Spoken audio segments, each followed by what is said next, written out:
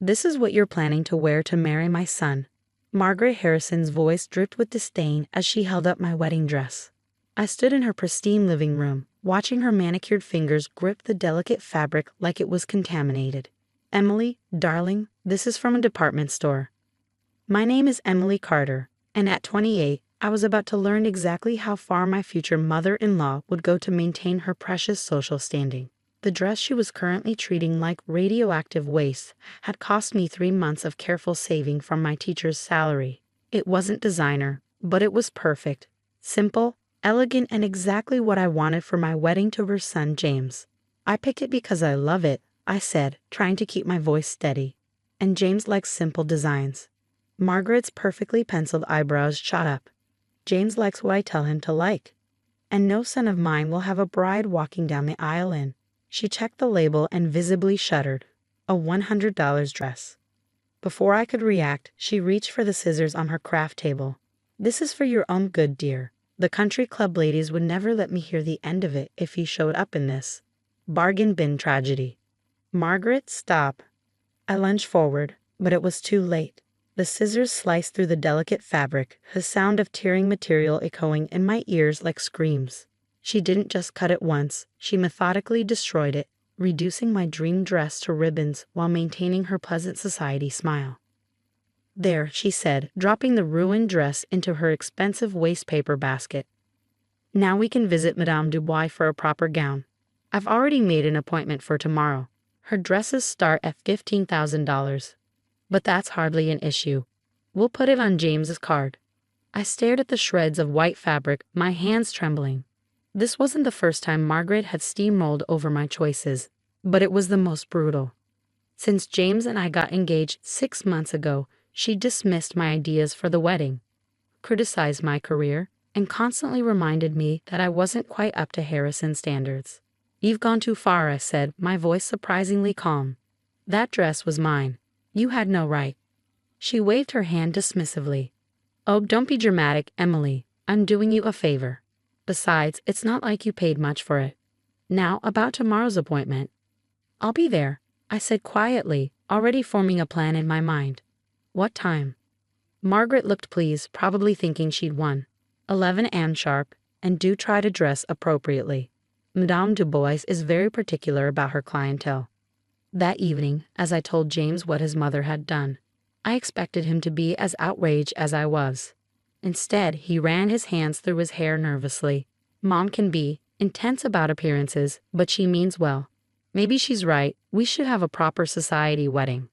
I felt something crack inside me. "She destroyed my wedding dress, James. The one I showed you last week, the one you said was perfect." He wouldn't meet my eyes. "I know, but maybe it's easier to just go along with what she wants. She's offering to pay for everything." Everything except my self-respect. I stood up from his leather couch, gathering my things. "You know what? I need some time to think. Emily, don't be like this. You know how important the family's image is. The country club gala is next week, and Mom's already told everyone about our engagement. We need to present a united front." The country club. Of course. Everything in the Harrison world revolved around that prestigious club and its wealthy members.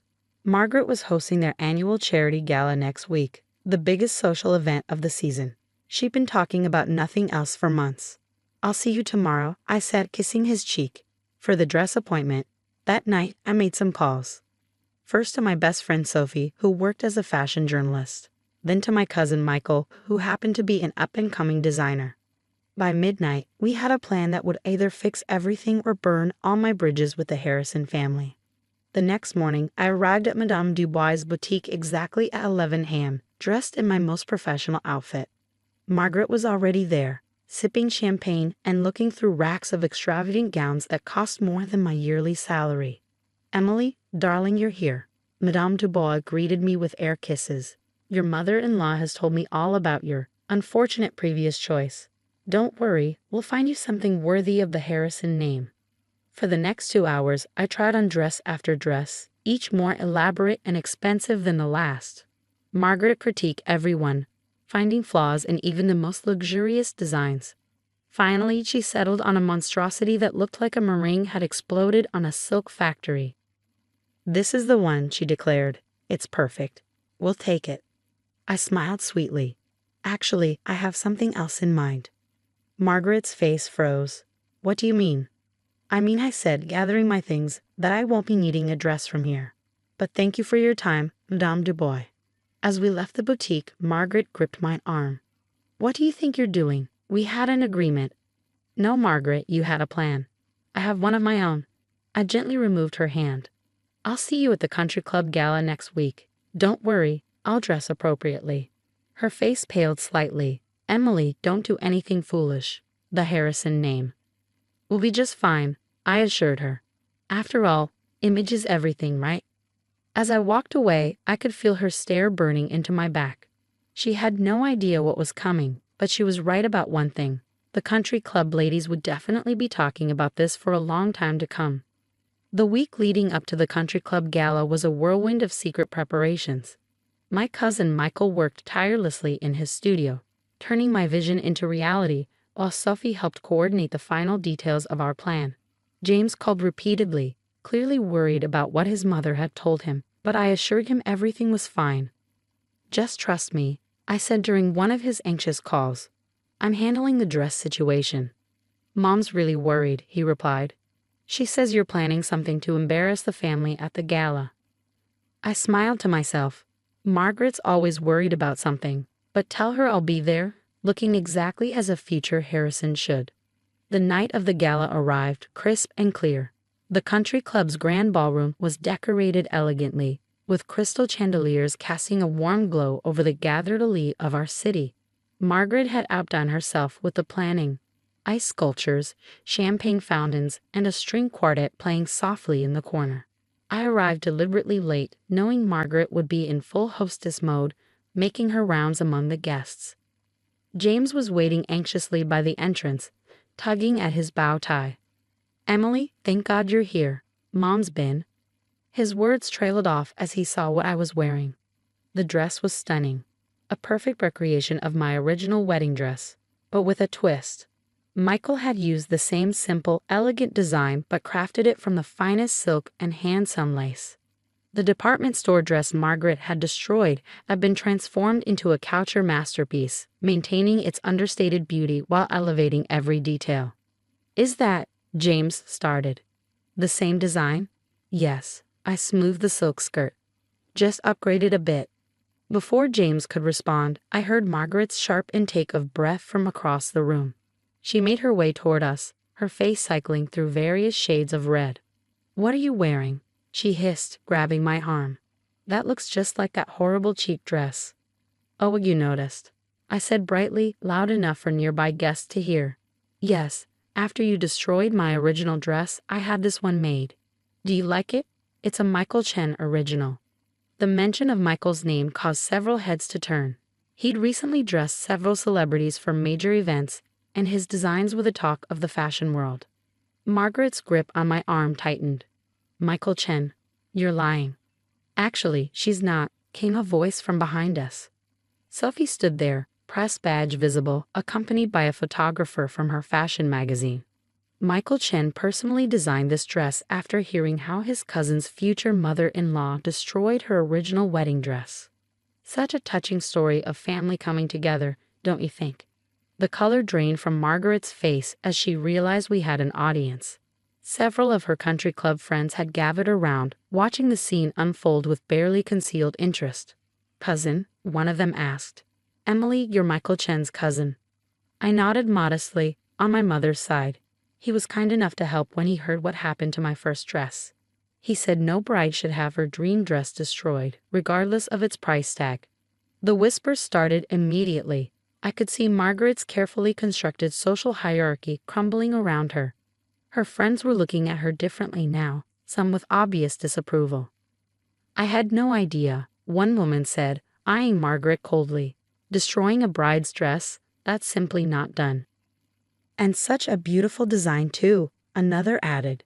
Simple, elegant, very Grace Kelly, much more sophisticated than those overdone ball gowns everyone's wearing these days. Margaret attempted to salvage the situation. I was only trying to help.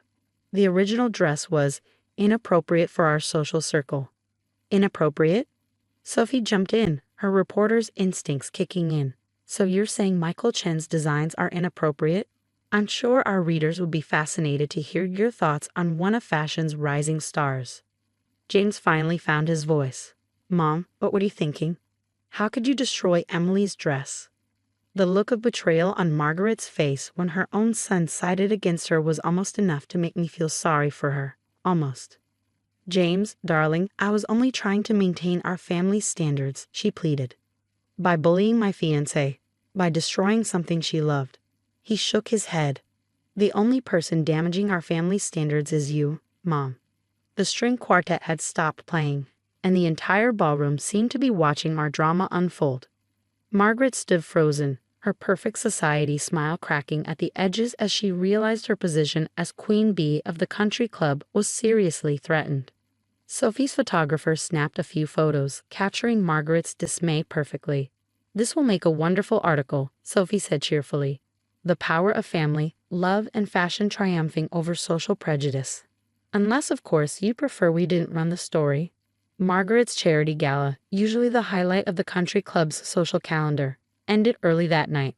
One by one, guests made polite excuses and departed, many stopping to compliment my dress and ask for Michael's contact information. By midnight, the grand ballroom was nearly empty, the champagne fountains still flowing but with no one left to enjoy them. I found Margaret sitting alone at her carefully planned head table, staring at her untouched plate.